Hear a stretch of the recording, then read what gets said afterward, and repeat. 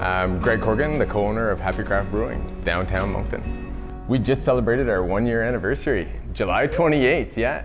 So we opened right in the middle of the pandemic. It's a cousin that gave me a home brew at a family reunion. It was his first home brew, and I said, wow, this is actually quite good. I need to figure out how to make this. That was 12 years ago.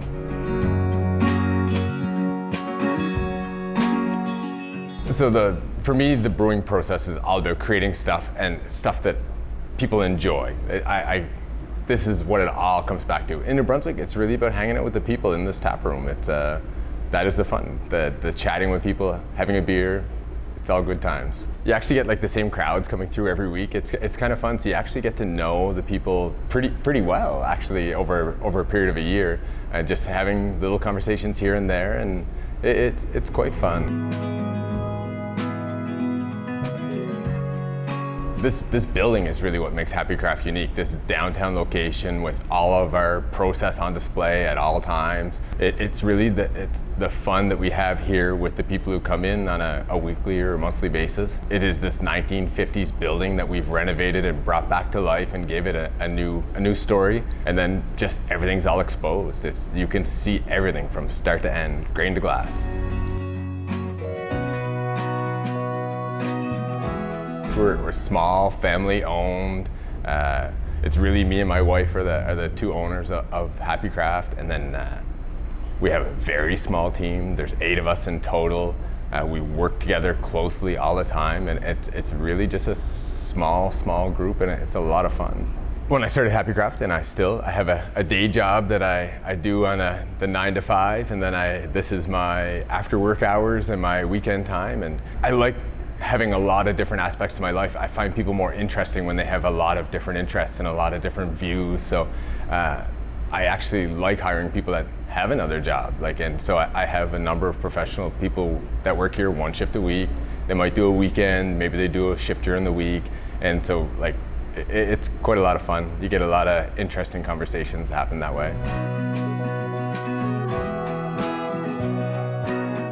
I mean, really, it's been since the very first day. Since the day I submitted my business plan, they helped guided me through the whole thing, from start to finish. From the day we submitted our business plan to getting our BAS application approved, then as we got going with the construction and that, just making sure everything was in place, and then guiding us to putting our first listings on the shelves at AMBL and so far. They've been there the whole time. I mean, the craft beer and the tap rooms especially have taken on a new aspect. The nightclubs are gone. It's just people have gone away from that binge drinking kind of, and they want to go and hang out with their friends and have a pint, maybe 2 on the patio, listen to a few tunes, and it's become so social. It's not saturated. It's just taking a new form, and it keeps changing and evolving, and they become places to hang out now more than just craft beer. In the tap room, we have everything. We have lagers, light lagers, right up to hoppy beers, to malty beers, to sours. We strongly believe there's a beer for everyone, so we try to cover all our bases. We have a couple of guest ciders on. We don't make cider, but we want to make sure that people who are gluten intolerant or that don't like beer have an option also available for them. In the tap room, we have a very wide array, and we always are changing. Every time we do a new recipe, it's like, what do we do this time? What are we gonna do? I guess my very first brew, I was more an IPA guy back then, and then I became a pale ale kind of guy. So I've done 150 recipes. I'm sure 90 of them are probably pale ales and IPAs of the 150.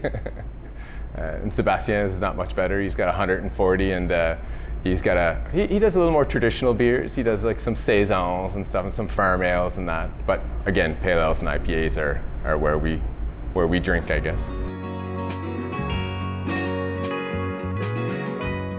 So there's 2 of us right now. We have a 3rd guy coming on. He's also going to be a brewer. We're equals. It's a pretty democratic process of how we decide to do things. But Sebastian in particular, the guy who gave me my first home brew, is my wife's first cousin. I've known him since he was 11 years old. He's a lobster fisherman by trade, and when we decided to open Happy Craft, I knew I had to have him on board, so I asked him to join us, which he happily did. At AMBL, it's the IPA, drama-free. For sure, it's the #1 seller. But here, we get a lot of sours that we sell. It's I don't quite know what the split is, and it's not a female-male thing. Like, it's equal across the board. But when people come out, they want something refreshing and not necessarily something hoppy, so they go for the fruited sours, and that's probably our #1 seller here, the OWB Rainbow. We would love to have a food offering, maybe here especially. We'd like to keep improving this tap room. We think it's awesome. We'd like to make it even better. We might try to open another fun location, maybe not a brewery per se, but a tap room, but we'll see. We're not no real plans, lots of talk.